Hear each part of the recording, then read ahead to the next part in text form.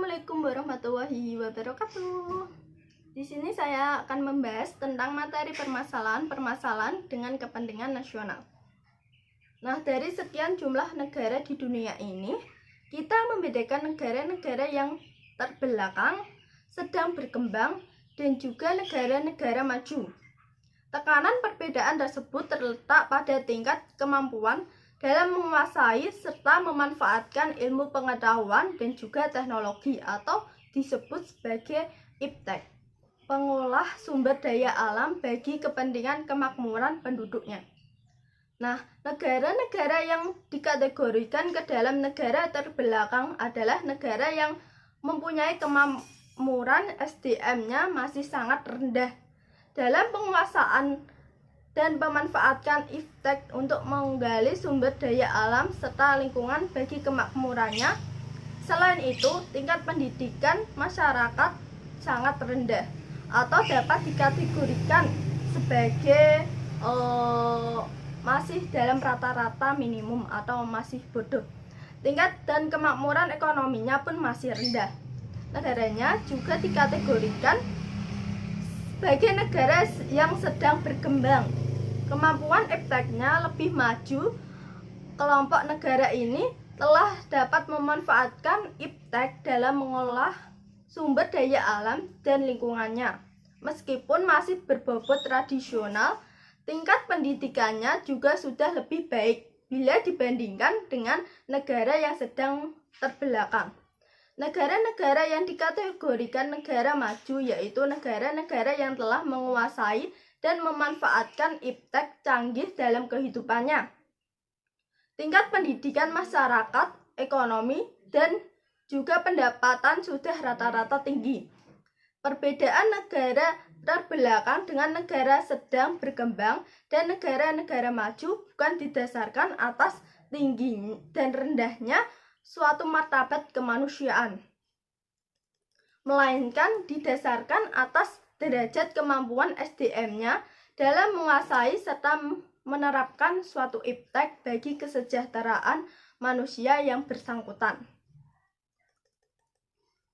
Perbedaan antara individu, masyarakat, bangsa, dan juga negara yang memiliki kekuasaan atau kekuatan dengan individu, masyarakat, bangsa, dan negara yang lemah yang tidak dilandasi oleh suatu kesadaran bahwa manusia dihadapkan Tuhan itu derajatnya yang sama, akan menimbulkan suatu konflik yang membahayakan perdamaian.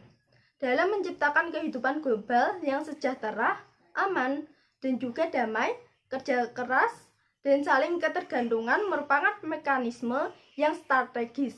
Negara industri akan memerlukan bahan mentah atau bahan dasar yang diprosesnya dari negara lain.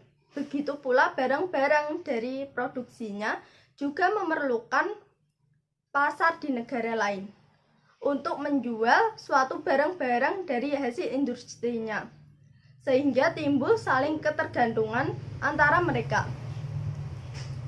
Dalam lingkup global yang luas, saling ketergantungan tidak hanya pada di bidang ekonomi saja, namun juga pada bidang sosial, budaya, dan juga politik. Saling ketergantungan dalam bidang-bidang kesehatan, kedokteran, keluarga berencana, olahraga, kesenian, ilmu pengetahuan, teknologi, pemerintah, kedaulatan, HAM, dan juga seterusnya. Bagi terciptanya masyarakat global yang selaras, serasi, dan juga seimbang. Masalah yang kedua yakni kemiskinan. Kemiskinan yang dialami oleh umat manusia juga merupakan suatu masalah global. Kontak antar manusia, baik secara langsung maupun tidak langsung melalui berbagai media informasi, juga meningkatkan aspirasi penduduk terhadap kebutuhan hidup non-ekonomi yang antara lain meliputi suatu pendidikan, kesehatan, kesenian, rekreasi, dan juga sebagainya. Bagi masyarakat miskin, untuk memenuhi aspirasi yang tarafnya tinggi, untuk memenuhi kebutuhan dasar atau basic needs yang sangat tinggi dan mendasar, sangat sukar dicapai. Kenyataan tersebut merupakan masalah kemanusiaan yang harus mendapatkan suatu perhatian, terutama dari mereka yang membuat dan mengambil kebijakan serta keputusan.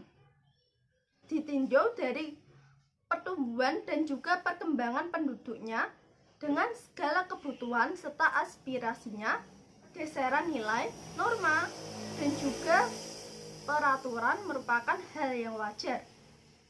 Oleh karena itu, peninjauan, pengembangan, dan perubahan peraturan hukum serta peraturan perundang-undangan yang merupakan upaya yang wajar dalam mengakomodasi pertumbuhan dan perkembangannya.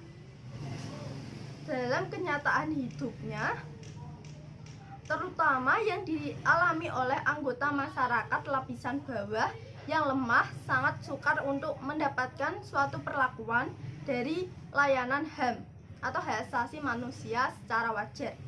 Pihak yang kuat dan berkuasa tidak jarang melakukan pelanggaran HAM terhadap mereka yang lemah, baik pada tingkat perorangan, tingkat kelompok, bangsa maupun negara.